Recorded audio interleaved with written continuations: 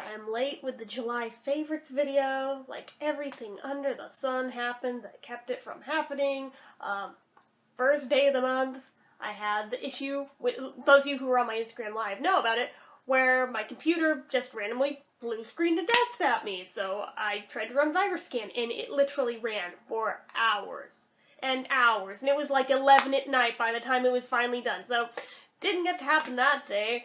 And then yesterday, God only knows what the hell happened there, but woke up, was having a severe allergic reaction. I was just doing everything in my power to not end up in the ER. I still don't know what set me off, but you know, if my body could stop trying to like kill itself, that'd be fantastic, you know, between that and my heart issues and just everything. It'd be great if my body could stop attacking itself. That just, you know, would be great. So that brings us to today, and I'm finally doing it, and I feel like an asshole because after all this wait, it's like probably the shortest list I've had yet, but mostly last month. I mean, there was like the week or two that I had my cousin out here, and then there was my other cousin's wedding, and all the lead up to that, and frankly, I wasn't really focused on finding monthly favorites, so it's a very short list. I've only got about a dozen things to share for this one, and most of them are not beauty related. I'm so sorry, just that's the way the cookie crumbled on this one. But I have a few things. I'll share the few things anyway, so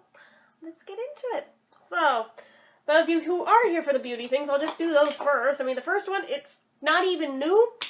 It's just the EO Strawberry Sorbet Stick. Why this? I don't know, but ever since I reviewed it, I've basically been using it every single day. I'll even put some on right now. I've been enjoying the hell out of the consistency of this one. Even if the stick itself is broken, I don't care. I don't care. It's hella nice. So, I like it. Yep. It's good. It may be basic, but it does its job, and it does it well, and I enjoy it. So it made the list. The other lippy that made the favorites for this month was one that initially I didn't think that much of, but it's grown on me. It's the Peaches and Cream Chapstick, which initially my issue was that it's not very strong, but you know, the more I use it, the more scent I've found is released.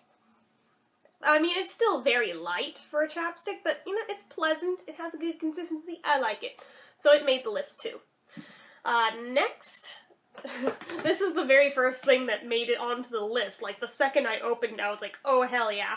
And it is the Bath & Body Works Get Happy White Peach Sangria Lotion. This one has shea and vitamin E oil or whatnot in it.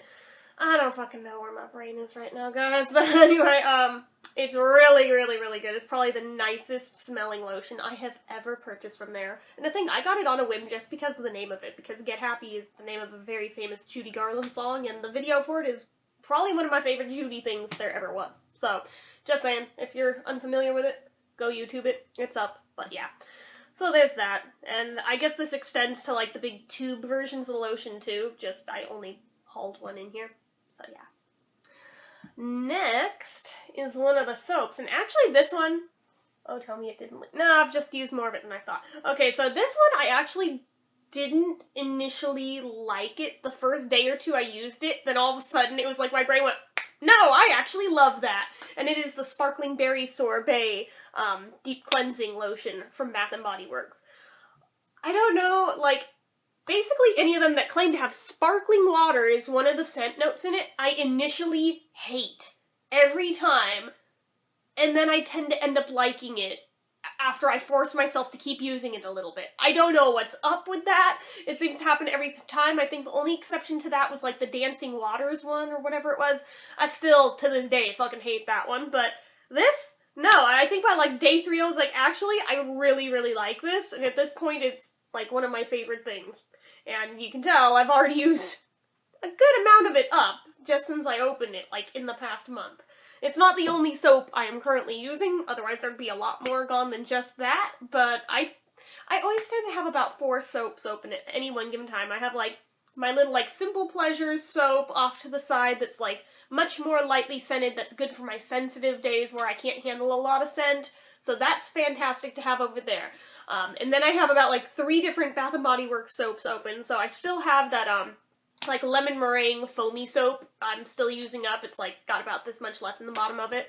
Then I've got this one, and I think my other one I have open right now is, I think it's the honeysuckle one. Wild honeysuckle, I want to say, which is like my favorite thing in the world from Bath & Body Works, apart from Get Happy, which I wish they made a soap of. But yeah, they keep retiring that one, and it keeps making me sad. So every time I see it pop up, I buy more of it. But yeah, I don't know why they keep retiring it, because I love it so much. But I guess other people don't. I don't know. Anyway, the other Bath & Body Works thing that made it into this haul, predictably, is the Shea Butter hand cream in Pretty as a Peach. It's similar to Get Happy, but it's lighter of a scent, and it's a very, very different consistency. Not surprisingly.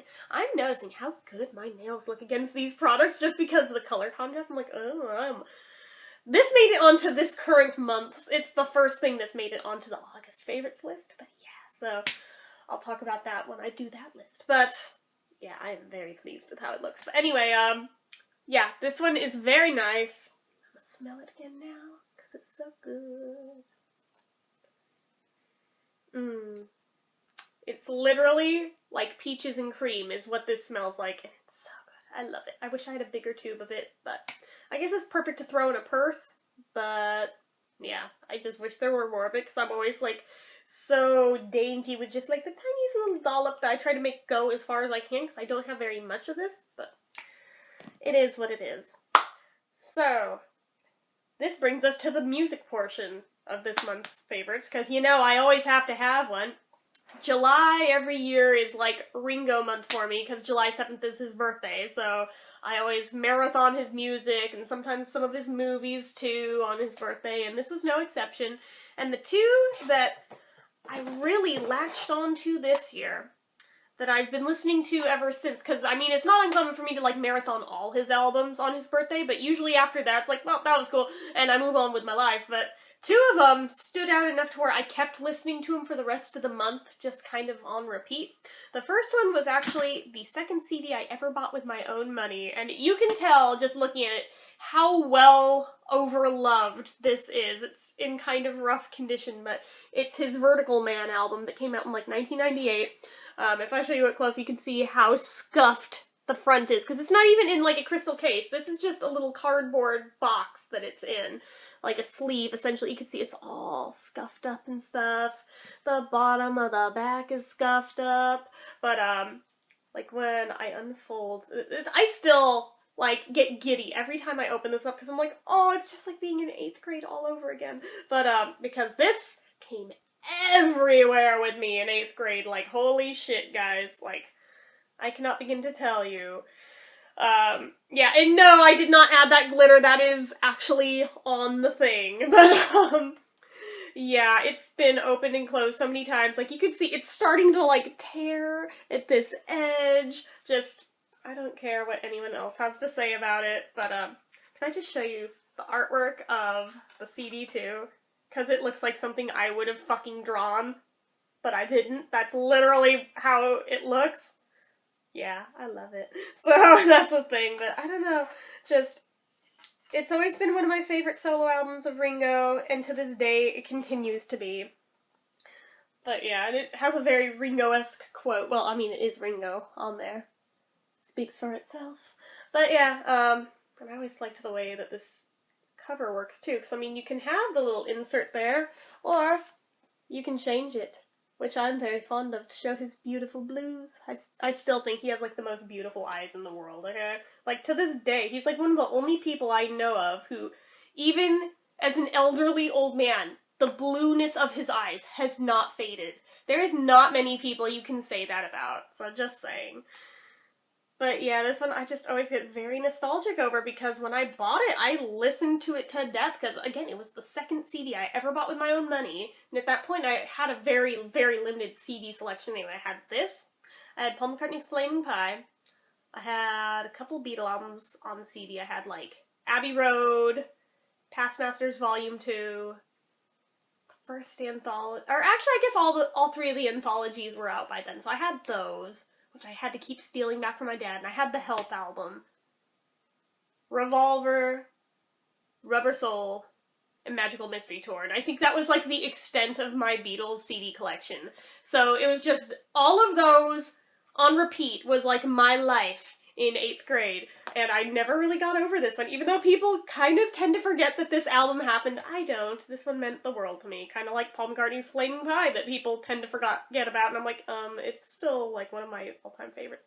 God, there's literally pencil marks on the front edge, because I took this so everywhere with me. I used to, like, tuck it on the inside of, like, God, this shows you what a 90s kid I was. I had, like, one of those binders, for school, like 3-ring binders, but it was fabric on the outside and it like zipped up so you wouldn't drop anything out of it because it had pockets in it, but it was literally blue denim and the trim was in brown suede.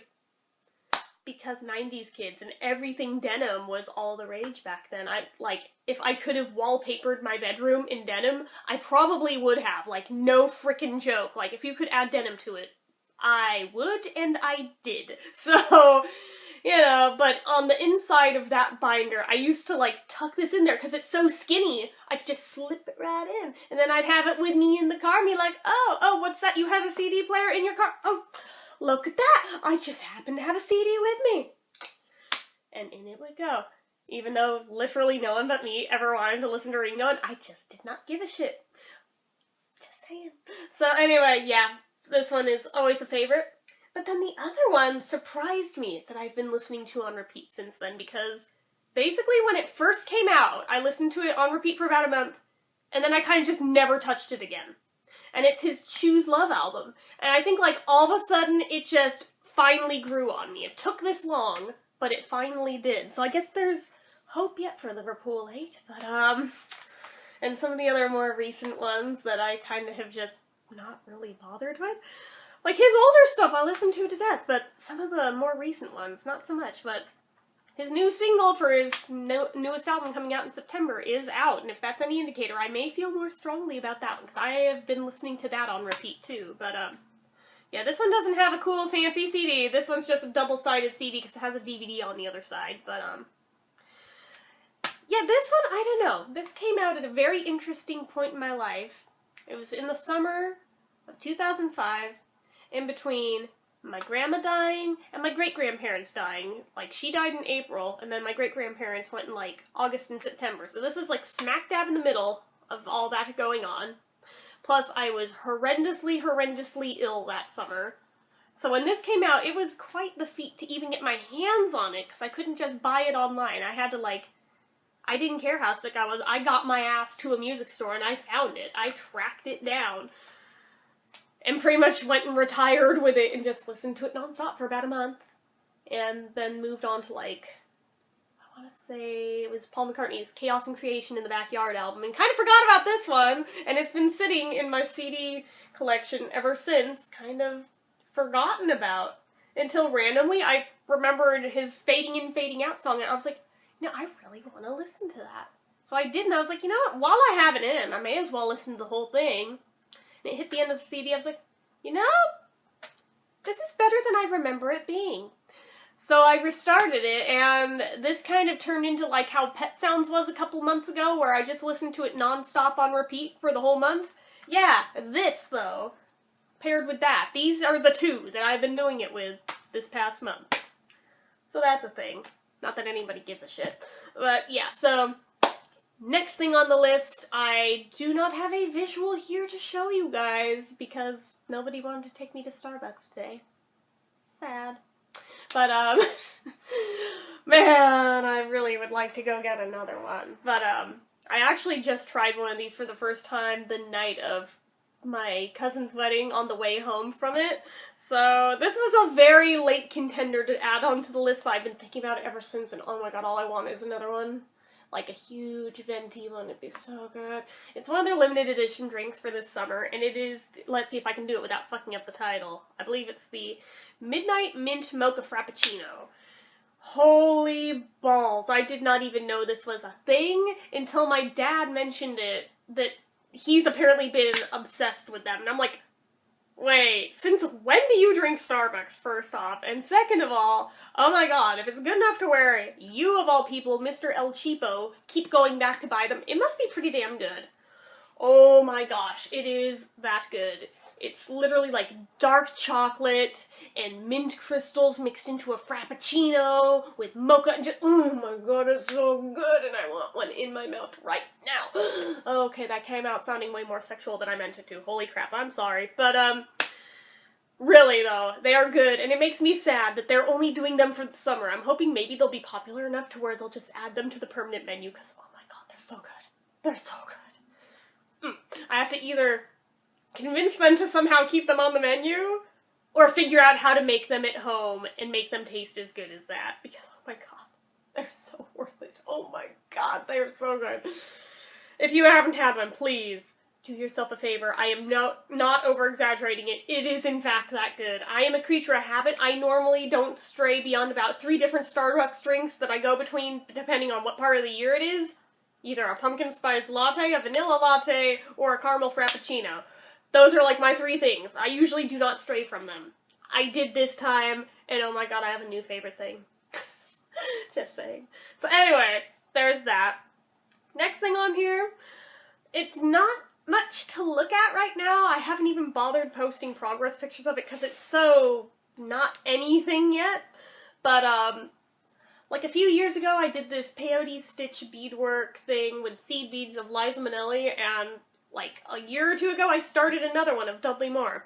And I worked on it for about a day, and then I stuck it in a thing, and I didn't touch it again, or even think about it again, till this year when I ran across it buried under a bunch of crap on my desk. I was like, oh yeah, that was a thing I was doing.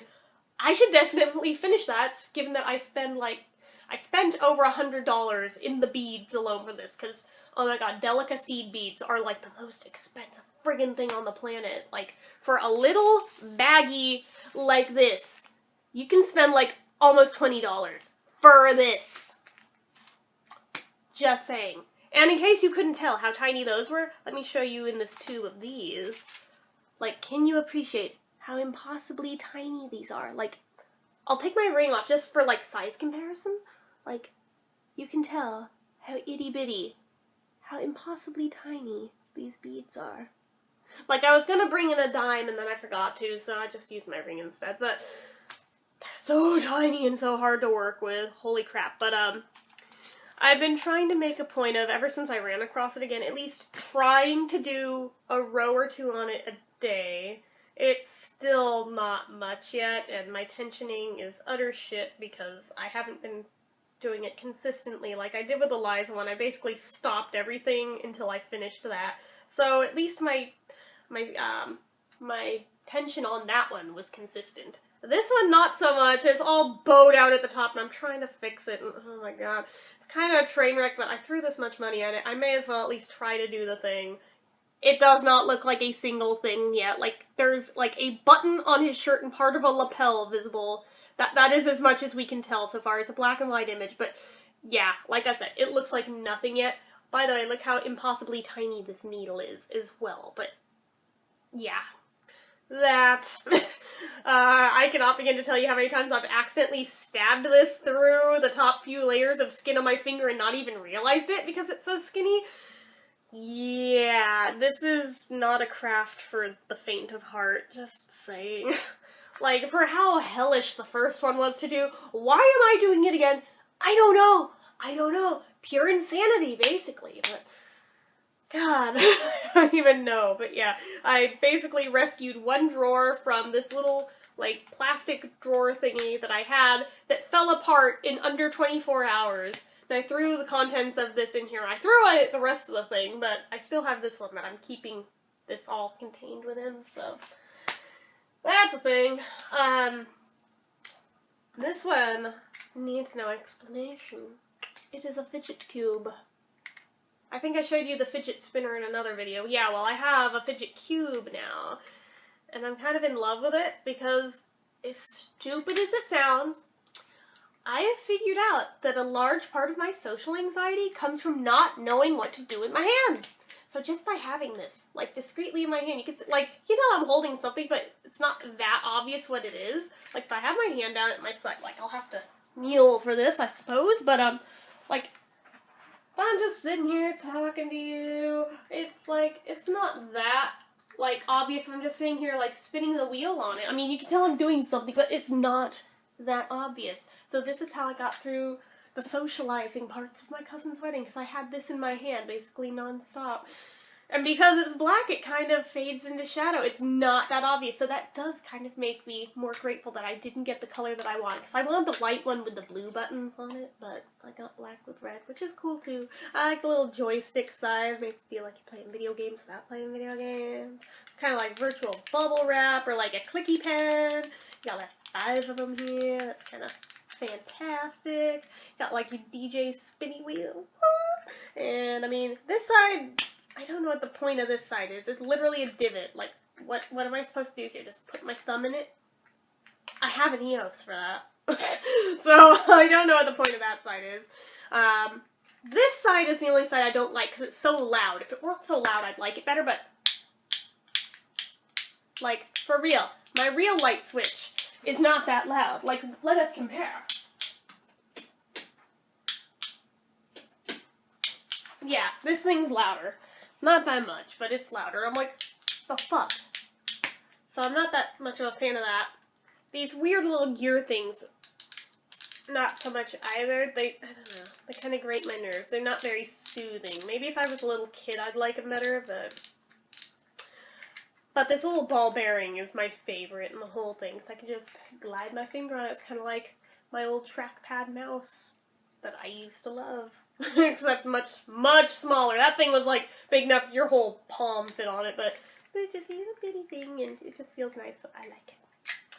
Similarly to that, I also bought a Tangle. I bought the full-sized one instead of the Tangle Junior. I'm starting to think maybe I should have gotten the Tangle Junior, but for those of you who have never seen one, these things are trippy as shit. It is not at all practical to bring out in public. I don't know if the junior size one would be or not. I might get one of those too just for size comparison, and then probably hate myself for wasting even more money, but I mean, it pretty much just bends around in different shapes, and doesn't matter how you, like, stop it. You can just, like, set on, just be like, there, abstract art.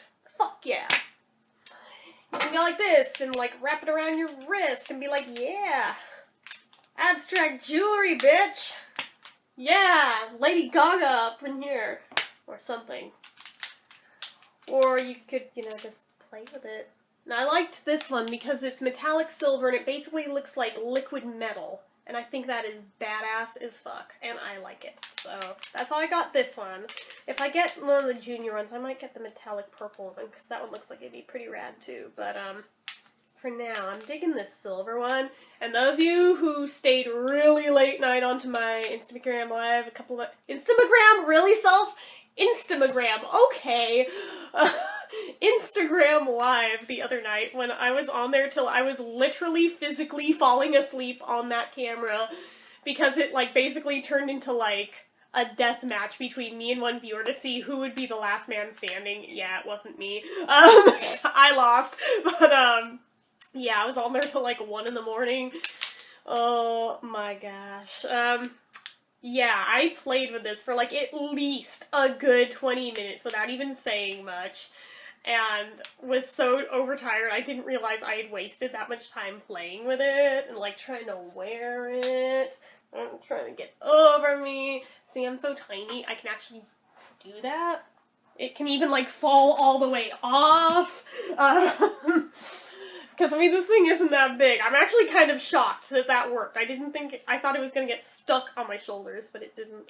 But, yeah, and just doing that. I mean, like, and twist, and twist, and twist, and boom, handcuffs, kind of. Not really. I broke it. Oh, no, I didn't. Well, I'm actually shocked that didn't happen the other night. But, please go back together, thingy. Oh no, I think I actually did break it. Fuck! That was like 20-odd something dollars. And I just broke it. Because I felt the need to Incredible Hulk on it. Well, this is no longer a favorite thing if it breaks that easy. That sucks! Oh my gosh. Please, please, please just be something that needs to pop in a certain way. I don't think it's gonna. Damn it. I suck. Yeah, now I really kind of wish I'd just gotten the junior one, since at least if that breaks, it's only $8. This was like $26. That's really shitty. It says something in it. Oh, the patent info. At least they're made in San Francisco. Maybe I can find one in store out here. I mean, San Francisco's less than an hour away, but, well, I guess now it can be a new kind of a fidget toy. Just wrap it like a snake around my arm. I'm Cleopatra. Yeah, that's a limp-ass snake. That ain't gonna work. Or it could be a weird boa kind of a thing. Or, yeah, this is not cutting it. I wish I hadn't have broken it. I cannot believe I did that on camera, no less. And that if it had to break on camera, this didn't happen on Instagram when I was actually dicking with it super hard. That's actually probably why it was super weakened, was because I was using it the other night. Because, yeah, I was like, see, it's pretty sturdy, just like liquid metal, and yeah, that's probably exactly why it broke. Okay, well, never mind, that's not on my favorites list anymore, because I broke it. So, hardly surprising. I break everything I touch, so... But something I didn't break, magically, that I have been enjoying, I can thank my friend Carrie over at Persevering Star for, bringing my attention to the fact these exist. Paint by sticker books. Of course I had to get the music icons one, because it has Bowie on it! One birthday day apart from mine. It's the day after mine. Yeah. I don't know. I've always felt a connection to Bowie because of that. But more importantly,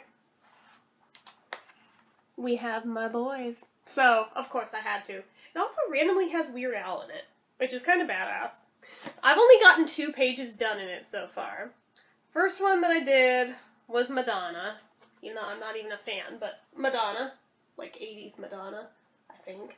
And then this one, that I very much am a fan, Michael Jackson. That turned out friggin' badass as hell, and it's all stickers. Like, you can see where they fit together, like little pentagrams or something. But yeah, I think the next one in here is Kurt Cobain. Yeah. And then there's... what the heck is that? I have to look! It's got... I'll go to the table of contents. Nina Simone, Polly Darton. Wow, thanks Sesame Street for fucking that one up for me. Dolly Parton, Elvis Presley, Cher, Prince, Weird Al, Beyonce, The Beatles, and David Bowie. And I have noticed that the further back into the book it goes, the tinier and tinier the pieces become. So it figures that Bowie would be the hardest one, and the hardest one to not, like, destroy, but I'm gonna do my best, because I feel obligated to not ruin this. One word of, not caution, but word of advice.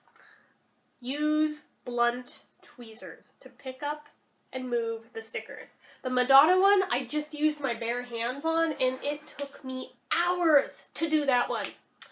For the Michael Jackson one, with much smaller pieces on it, I used my blunt-tipped tweezers, which I usually use with my perler beads, but I used them on this just because I thought I could get better precision, and I did. Oh my god, I was done with it in like half an hour. No joke. So, tweezers. They are a good thing if you're gonna do this. Just don't use ones with like the flat blade edge of them, like the chisel tip ones, because you will ruin your stickers if you use those. That's why I said use the blunt ones that are rounded tip. I'm not sure what exactly the point of that kind of tweezers is. I've always just used them for craft purposes, but I don't know what their actual purpose is or what their actual name is, but yeah. So, just a recommendation. And then the last thing that I have on my list is thanks to my cousin. It's a game I probably should have gotten years ago, but kept putting off. It's Super Smash Bros. For the Wii U. She brought it out with her when she came to visit, and I think we played that thing nonstop, like every day she was here. No joke. She also brought out the version for the Wii, but we never even, like, touched that one, because we just nonstop focused on this one. So I was like, I must have a copy of that. So, like, before she even left, I was already, like, throwing in bids on eBay for a copy of this, and now I have my own copy, and I need to get another controller, because I only have my one, but, which is kind of lame. I technically have a second one from my actual GameCube, but, funny thing, rubberized, like, I'll show you on the good one that's in here, but, this one's not the one with the problem, it's my purple one that has the problem. But on this stick and on this stick, they're rubberized. But apparently, rubber, as it ages, begins to break down and gets sticky and gooey. Oh no! Apparently my GameCube controller knew, and it did that, and it's kind of gross to deal with, and I've tried vinegar on it, I've tried rubbing alcohol on it, and they're very clean, just you can't make the stickiness come off of them, so nobody really wants to touch the second controller. So yeah, I guess I'll have to save up for another Smash Brothers era controller, because these are newer at least, so it won't have the problem as fast, thank God, but yeah, I mentioned it to my sister Nikki, and she was like, oh yeah, my N64 controllers did that years ago. I was like, yeah, those saw much heavier use, though, than my GameCube ones ever did. So, just a thought. Mostly by me, ironically, but, because when she still lived at home, yeah, I kind of took over her N64. Sorry, Nick. But yeah, so, anyway, that's it for this list. Like I said, it was a shorter list than it normally would be, mostly since I was busy, like, half the month and not really focused on stuff I should be adding to this list. And the other half of it, I was kind of just a creature of habit and didn't branch out too terribly much. So, yeah. So, hopefully this coming month I'll find more things. Like I said, I already have one thing on it, but other than that, I don't know yet. We'll see. We'll see how it pans out. So, anyway. As usual, if you like this video, click the like button. If you're not already and you'd like to be, click subscribe. Leave comments down below. Until next time. Bye!